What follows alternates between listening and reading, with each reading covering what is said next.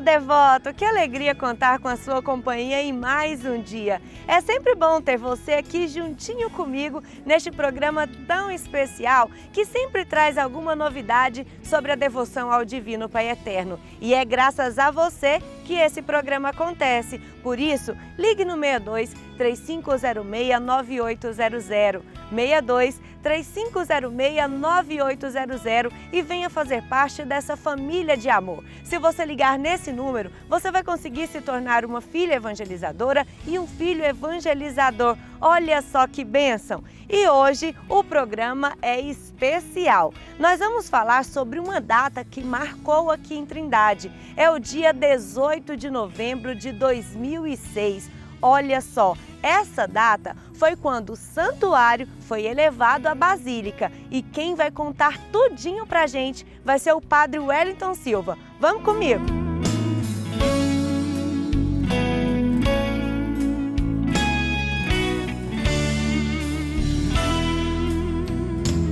E agora eu vou conversar com o Padre Wellington Silva, que participou de todo esse processo e vai contar pra gente como aconteceu, né, Padre? Como que começou o processo para que o santuário se tornasse uma basílica? Então, o Santuário do Divino Pai Eterno, ele recebeu por parte do arcebispo, do então arcebispo de Goiânia, Dom Washington Cruz, uma provocação. Na verdade, ele manifestou um desejo a fim de que nós pudéssemos nos articular, preparar e estar prontos para recebermos esse título de basílica. À época, nós fizemos todo um processo de ajuntamento de documentos. Por quê?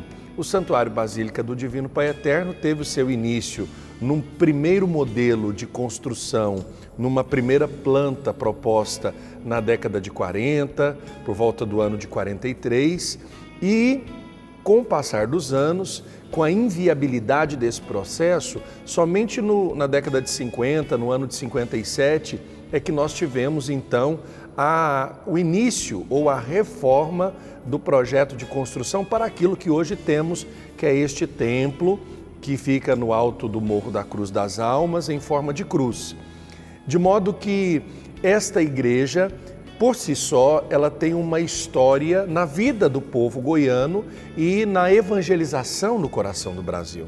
Então, quando Dom Washington falou desse título, disse da oportunidade que se tinha de pedir a Roma o título de basílica, ele disse para nós que era importante para darmos à igreja um devido reconhecimento do ponto de vista da sua relevância para a fé do povo brasileiro, também dessa constante realidade de ser uma igreja que não se repetia, porque até então era o único santuário do mundo dedicado ao Divino Pai Eterno e o primeiro, por assim dizer.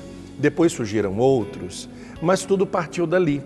Então, precisávamos buscar elaborar os projetos de construção, que muitos haviam se perdido, dar todas as medidas da igreja num grande documento e, depois disso, fazer a dedicação da igreja.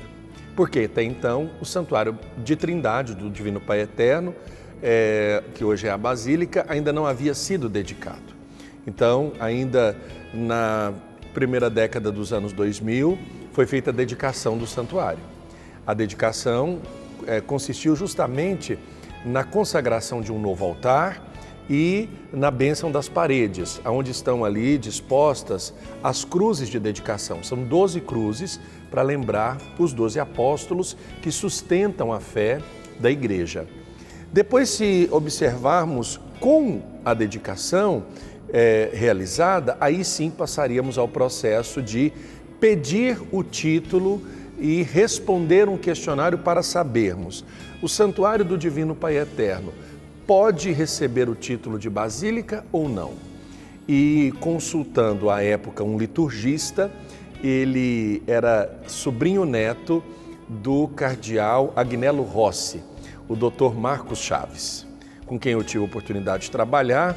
Ele trouxe para nós um grande questionário disposto pela Sagrada Congregação do Culto Divino e Disciplina dos Sacramentos, e nesse questionário nós deveríamos responder diversas questões relacionadas ao espaço, à vida litúrgica, a todo o detalhamento do funcionamento do Santuário do Divino Pai Eterno, a fim de que quem lesse aquele questionário pudesse compreender do que nós estávamos falando, sem necessariamente ter de vir à Trindade, mas se fosse necessário, já seria uma prévia para que quem viesse numa visitação possível antes da entrega do título pudesse sanar suas dúvidas. Então esse questionário ele era todo disposto em latim. O Dr. Marcos Chaves é um latinista, ele traduziu do latim para o português essas questões. Nós fomos respondendo questão a questão, desde detalhamento sobre o tamanho da igreja, as dimensões do altar, o tamanho do ambão da palavra, o tamanho e a altura do altar onde se celebra a Eucaristia, se existem altares laterais dedicados aos santos, quando se deu a construção da igreja, como foi a construção, quando foi a dedicação, daí a necessidade de ter se dedicado antes de ter pedido o título, quantos padres atendem a igreja, como é a vida litúrgica dessa igreja, se celebra a Eucaristia todos os dias, quantos horários de Eucaristia são celebrados, quais os outros sacramentos que nós temos ali.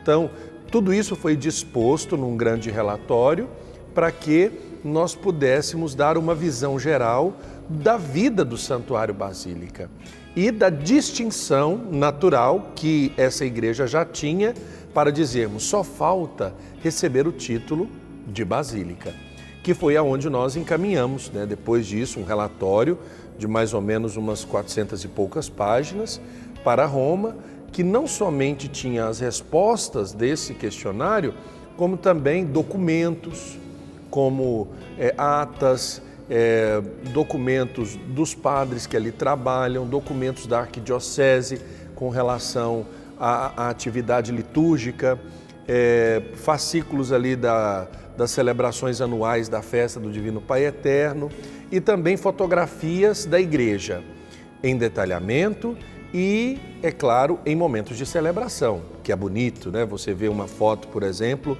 de uma missa dominical que das 8 da manhã lota todo o espaço do santuário, ao ponto das pessoas estarem todas de pé. Então as pessoas que vissem aquele memorando histórico, elas teriam uma noção do que nós estávamos falando e para qual igreja estávamos pedindo essa distinção. Nós sabemos que o título de Basílica é um título honorífico. Ele não muda em essência a vida da igreja, ele aumenta a responsabilidade da igreja em relação à sua proximidade com o magistério, com aquilo que Roma celebra e ensina. Então, a Basílica, como o próprio nome diz, essa casa de ouro, essa casa dourada, era a casa do imperador. E esse título de Basílica ficou para esses espaços, esses lugares sagrados, onde o imperador cedia para o culto, como aconteceu, por exemplo, em Roma, com a Basílica de Santa Maria Maior, que era um palácio do imperador, mas ele cedeu para se tornar uma basílica. Depois a Basílica de Santa Cruz de Jerusalém e tantas outras. Mas a Basílica do Divino Pai Eterno teve o seu processo todo apresentado através de um memorando. Nós o enviamos no mês de abril para... aliás, nós o enviamos no final do ano para Roma e no mês de abril nós já recebemos a resposta. De modo que foi um intervalo muito curto. Alguns processos de basílica em Roma demoram 5, 6, 10 anos. Diante de dúvidas, diante de ajustes que são precisos, são necessários fazer, mas eles disseram que estava suficiente aquilo que nós enviamos. De modo que, na época, os religiosos estiveram em Roma, junto com o arcebispo, para apresentarem esse documento e fomos recebidos em Roma pelo cardeal que, à época, estava responsável pela Sagrada Congregação do Culto Divino e Disciplina dos Sacramentos, que elogiou o documento, né, analisou e muito rapidamente já enviou a resposta com a concessão do título de Basílica ao Santuário do Divino Pai Eterno. E como que foi a celebração de elevação?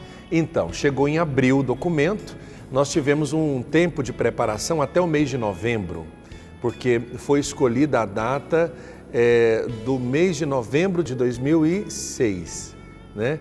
Então, naquela época, essa documentação toda foi apresentada e nós fomos organizando, então, uma festa, que teria que ser fora da festa de Trindade, porque tem toda uma celebração pensando o que é a igreja, e um tríduo foi preparado para se meditar a temática da igreja. Então, toda a teologia da igreja foi contemplada naquilo que foi meditado nesses dias. Então, que a igreja é o povo de Deus, que a igreja é o templo místico de Cristo, que a igreja é o corpo de Cristo unido a ele cabeça, uma celebração muito festiva e que foi preparada para que nós apresentássemos numa missa 3 coisas: o decreto de concessão do título, a umbrella, que faz parte das insígnias basilicais, e o tintinábulo, que é uma haste com sino na ponta, que também é, como poderíamos dizer, um ornamento que deve estar dentro da basílica, ou pelo menos no seu brasão de armas. Então foi apresentado também um brasão para a Basílica do Divino Pai Eterno, que foi composto pelo Dr. Marcos Chaves, esse médico lá de Campinas, e uma frase que compunha esse brasão também foi apresentada, né? Ensino eterno patris, que quer dizer no seio do Pai Eterno. Justamente para olhar para a imagem e contemplar que no seio do Pai Eterno, no coração do Pai Eterno, está Maria, a humanidade, no coração de Deus. De modo que tudo isso foi apresentado naquele dia, a fim de que, a partir daquela data, então, o Santuário do Divino Pai Eterno pudesse agregar no seu título esse nome Basílica. Então, nós passamos a chamar Santuário, porque vem na precedência em primeiro, Basílica, que vem depois, do Divino Pai Eterno. A única no mundo dedicada ao Divino Pai Eterno, Isso, né? exatamente. Padre, então para encerrar, eu vou pedir para o senhor dar a bênção para os devotos que sempre estão lá na Basílica do Pai Eterno, pode ser? Claro. Eu acho que, acima de tudo, a Basílica é a casa de Deus, como toda igreja deve ser a casa de Deus, e também a casa de todos nós. A casa de Deus, o lugar de oração de todos os filhos e filhas do Pai Eterno, um espaço sagrado onde a gente deve se sentir de fato em casa. É por isso que nós acorremos à casa de Deus, para estarmos com Deus, porque somos seus filhos, de modo que nós devemos compreender que parte disso tudo somos todos nós. A igreja só tem sentido se eu e você tomamos consciência de que somos pedras vivas nesta obra da edificação, da salvação de Deus no coração do mundo. O Senhor esteja convosco, Ele está no meio de nós. Abençoe-vos o Deus Todo-Poderoso, Pai, Filho e Espírito Santo. Amém. Até o próximo programa.